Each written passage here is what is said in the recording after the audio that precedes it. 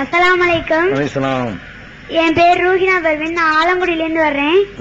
சமீபத்தில் அமெரிக்காவில் பெண்களை தவிர்த்த இயக்கம் அல்-கொய்தா இயக்கம் என்பது அழிந்தது. அதனுடைய தலைவர் ஒசாமா என்பது அறிவிந்தது. அத்தகைய இயக்கத்தில் நம் மக்கள் நாடே அழிந்தது. அடிப்படையாக ஒசாமா எடுத்துக்கொண்ட போர் எந்த வகையா சேர்ந்தது? இஸ்லாத்தின் அதற்கு விளக்கம் வேண்டும். அப்படிப்பட்ட போர் நமக்கு தேவைதானா? அதாவது கேள்விதான் வழங்கிருச்சு, விளக்கம் தேவையில்லை. இதை பொறுத்த வரைக்கும் ரொம்ப ஆழமான கேள்வி இது. போர்ல அழிஞ்சிச்சுன்னா உசாமாவை அழிச்சாரு. அழிச்சவன் யாரு? உசாமாவை மக்கள் அழிச்சாரு. அழிச்சவன் வேற நாடு அமெரிக்காரன் அழிச்சிருக்கிறான். அதை வழங்கிக்கணும். முதல் விஷயம் என்னன்னு கேட்டா, நான் ஏற்கனவே சொல்லியிருக்கேன், ஜிஹாத் புனித போர் என்று சொன்னால் நியாயத்திற்கும் அநியாயத்திற்கும் நடக்கிற யுத்தத்திற்கு பேர் தான் புனித போர்னு சொல்றது. இப்ப அமெரிக்காவுடைய வர்த்தக மையம் தாக்கப்படுது, உலக வர்த்தக மையம் தாக்கப்படுது. தாக்கப்பட்டுச்சுன்னு சொன்னா என்ன செய்யணும்? அமெரிக்காவுடைய சட்டப்படி அந்த நாட்டில் வழக்கு தொடரணும் ஒரு குற்றவாளியின் மீது. அமெரிக்காவுடைய நீதிமன்றம் அவர் தான் குற்றவாளி என்பதை சந்தேகத்துக்கு இடமில்லாம நிரூபிக்கணும். அவன் நாட்டு சட்டப்படியை நிரூபிக்காம நடந்து முடிஞ்ச ஒரு மணி நேரத்திலேயே இன்னார்தான் சொல்லி என்ன செய்யறான்? அவன் அறிவிக்கிறான் அமெரிக்காக்காரன். இது அப்பட்டமான ஒரு திட்டமிட்ட ஒரு சதிங்கிறது நமக்கு விளங்குனதுல. ஒரு காரியம் நடந்தா கொல்கத்தாவில் தாக்கி இருக்கிறாங்க, யாரு என்ன விசாரிக்குது? இந்திய போலீஸ் விசாரித்து கண்டுபிடித்து காரணங்களை வச்சு இன்னார்தான் சொல்வது விஷயம் வேற. இவங்க என்ன செய்யறான்? அமெரிக்காக்காரன் தாக்குதல் நடந்து ஒரு மணி நேரத்தில் உசாமாவுடைய வேலை, அது என்கிட்ட ஒப்படு. முதல்ல இப்படி செஞ்ச மெத்தேடு சரியில்லை. ரெண்டாவது ஒரு நாட்டில் தப்பு செஞ்சவன இன்னொரு நாட்டில் ஒப்படைக்கணும்னு சொல்வதா இருந்தா ரெண்டு நாட்டுக்கு மத்தியில் அக்ரிமெண்ட் இருக்கணும். ஏன் நாட்டில் தப்பு செஞ்சா ஓ நாட்டில் தருவேன், ஓ நாட்டுக்காரன் ஏன் நாட்டில் தப்பு செஞ்சானா நீ முடிச்சு எனக்கு தந்துடணும், இப்படிங்கிற மாதிரி ஒரு அக்ரிமெண்ட் இருந்தால் தான் கொடுப்பாங்க. ஆப்கானிஸ்தானோட அமெரிக்காவுக்கு எந்த அக்ரிமெண்ட் கிடையாது. அமெரிக்காக்காரன் தப்பு செஞ்சுட்டு போய் ஆப்கான்காரன் தப்பு செஞ்சு அமெரிக்காவில் ஒளிஞ்சிட்டா அமெரிக்காக்காரன் பிடிச்சு கொடுக்க மாட்டான். அது மாதிரியான ஒரு ஐக்கிய அரபு எமிரேட் குடியரசுக்கும் இந்தியாவுக்கும் ஒப்பந்தம் இருக்குது. இந்தியாவுக்கும் பாகிஸ்தானுக்கும் ஒப்பந்தம் கிடையாது. இந்தியாவில் தப்பு செஞ்சவன் அரபு நாட்டுக்கு போனா அரபு நாடு பிடிச்சு கொடுத்துரும். அரபு நாட்டில் தப்பு செஞ்சவன் இந்தியாவுக்கு வந்தான்னா இந்தியா பிடிச்சு கொடுக்கும், ஒப்பந்தம் இருக்குது. பாகிஸ்தான்ல தப்பு செஞ்சவன் இந்தியாவுக்கு வந்தா இந்தியா கொடுக்காது. இந்தியாக்காரன் தப்பு செஞ்சுட்டு பாகிஸ்தானுக்கு போனா பாகிஸ்தான் கொடுக்காது. ஏன் கொடுக்காதுன்னா இந்த ரெண்டு நாட்டுக்கு மத்தியில் ஒப்பந்தம் இல்ல. ஒப்பந்தம் இல்லாத ஒரு நாட்டில் போய்கிட்டு தாண்டு கேட்கறது இருக்குது, அதுவே சட்டவிரோதமான காரியம். அமெரிக்கா கேட்டது முதல் தப்பு. அப்படி இருந்தும் கூட ஆதாரம் தான் கேட்டாங்க. இவன் ஆதாரம் எல்லாம் கொடுக்கல. ஆதாரம் ஒண்ணுமே கொடுக்க, சில படங்கள் புகைப்படங்களை தான் கொடுத்தானே தவிர அந்த ஆதாரம் எவ்வளவு பொய் பித்தலாட்டம் என்பதை உணர்வுங்கிற பத்திரிகையில நம்ம கிளீனா ஆதாரத்தோட எழுதிருக்கோம். என்ன ஆதாரம் கொடுத்தான், அது ஆதாரமா இல்ல.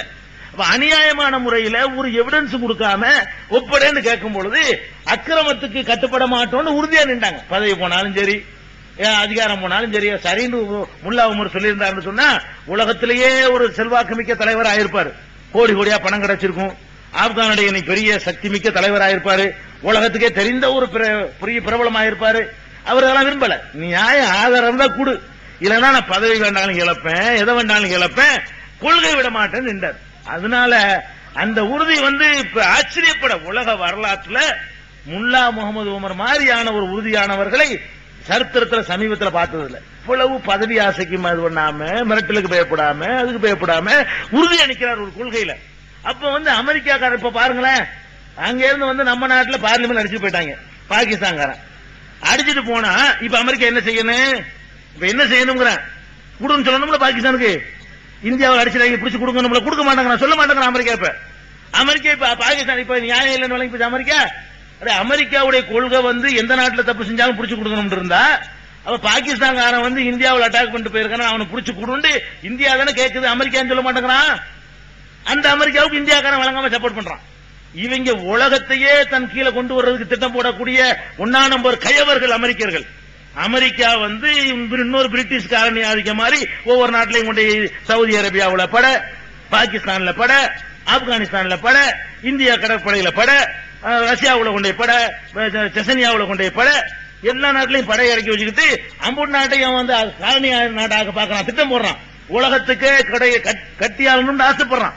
அது விளங்காம இந்தியா போனிச்சு போய் நாம போட்டு போயிட்டாங்க போடாண்டு. அப்ப அமெரிக்கா வந்து ஒரு நம்ப தகுந்தவங்க கிடையாது. அமெரிக்காவுக்கு பின்னாடி உலகத்திலேயே மகா கேடு கட்ட ஒரு நாடு அமெரிக்கா நாடு தான். எந்த வகையிலையும் நம்பிக்கை துரோகம் செய்வதையே தன்னுடைய தொழிலாக சீனாவுல அவன் பெரிய வல்லரசு. அமெரிக்காவுக்கு வந்து அமெரிக்கா பயப்படக்கூடிய ஒரே நாடு சீனா தான். அந்த சீனாவுல பிரதமருக்காக வேண்டி ஒரு விமானத்துக்கு ஆர்டர் பண்ணானோ எங்க அமெரிக்காவோட ஒரு தனியார் கம்பெனியில விமானத்தை செஞ்சு கொடுக்கும்போது என்ன பண்ணிட்டாங்க, அங்கங்க ஒட்டு கேட்கிற கருவி வச்சு விட்டாங்க. இதுல சீன பிரதமர் போற எவ்வளவு துரோகிகள் பாருங்க. இவங்களை நம்பி விமானத்துக்கு ஆர்டர் கொடுத்தா விமானத்துக்குள்ள அங்கங்க சீட்டுக்குள்ள ஒட்டு கேட்கிற கருவி சின்ன சின்ன மைக்ரோ பட்டன் மாதிரி இருக்கும், அது தச்சு வச்சு போடுவாங்க. அது விமானம் பறக்குறது எந்த பக்கம் பறக்குதுங்கிறலாம் சேட்டலைட்டுக்கு போயிடும். அங்க இருந்து அமெரிக்காவில் உட்காந்து பார்த்துட்டு இருப்பாங்க. அங்க பேசுற பேச்சு எல்லாம் அமெரிக்காவில் உட்காந்து கேட்டுட்டு இருக்கலாம். ஒரு நாட்டை உளவு பார்க்கறதுக்காக வேண்டி நம்பி விமானத்துக்கு ஆர்டர் கொடுத்தா அதுல ஒட்டு கேட்கிற கருவியை ஒப்படைக்கிறானே மனுஷனாயவன். இவன் வந்து மதிக்கத்தக்க ஒரு நாடா? நம்ம நாட்டு கடற்படையை இங்க வந்து பெட்ரோல் போட வரணும் சென்னையில கொண்டு நிப்பாட்டிக்கிட்டு நம்ம ஹெலிகாப்டர் உழவு பார்த்துட்டு போறோம் சென்னையில. நம்ம உட்காந்து வேடிக்கை பார்த்துட்டு இருக்கோம், பலன் அனுபவிச்சுட்டு இருக்கிறோம். இவன் அந்த அமெரிக்காக்காரன உள்ள நுழைய வாசல திறந்தாங்க. பிரிட்டிஷார் வியாபாரியா தான் வந்தான், காலனி நாடு போச்சு. இது இந்தியா லேட்டா வழங்கும், வழங்கல. அமெரிக்காவை வந்து எதிர்ப்பதுல வந்து எந்த காம்ப்ரமைஸ் பண்ணக்கூடாது. அமெரிக்காட்ட ஒரு கடுகு அளவு கூட நியாயங்கள் எந்த காலத்திலும் இருந்ததில்லை. அமெரிக்காவை யார் எதிர்த்தாலும் அதுதான் நியாயமா இருக்குற அளவுக்கு இப்ப நிலைமை இருக்கு. அதனால அமெரிக்காவை எதிர்த்த ஒரு காரணத்துக்காக நியாயவாதி நான் பாராட்டுவேன். அதான் ஒண்ணு சவுதியில பாருங்களேன், அந்த நாட்டில் உட்காந்துக்கிட்டு மினிக்கு அவனை போட்டு பொம்பளை நடமாட்ட விடுவாங்க. அந்த நாட்டில் உட்காந்துக்கிட்டு அவனுக்குன்னு ஒரு சட்டம் இருக்குது. உன் நாட்டு ஆளுங்க போய் உட்கார்ந்தீங்கன்னா அந்த சட்டத்தை கட்டுப்படணும். முந்த நாள் பாத்தீங்கல்ல, மினிக்கு அவனை போட்டு இனிமே பொம்பளை நடமாட போடாது அமெரிக்க பொம்பளை அந்த நாட்டில் போய்கிட்டு வெளியேறிட்டான். நேத்து தூக்கிட்டு போ அமெரிக்கா படைய காலி பண்ணிட்டான் சவுதி அரேபியா. ஒரு அளவுக்கு தான் அவனும் பொறுப்பான். இப்படி எல்லா நாட்டையும் போய் சீரழிச்சு எய்ட்ஸ் நோயை பரப்பி நாசக்கேடாக்கி எல்லாத்தையும் கெடுக்க குட்டி சேவராக்குறது அமெரிக்காவோட திட்டம். அமெரிக்காவை மட்டும் நம்பிடாதீங்க. அதனால அமெரிக்காவை எதிர்த்த வகையில உசாமா செஞ்சதும் முல்லா உமர் செஞ்சதும் 100% கரெக்ட். அமெரிக்கா எதிர்க்கப்பட வேண்டியதுதான். முஸ்லீம் அல்லாத சகோதரருடைய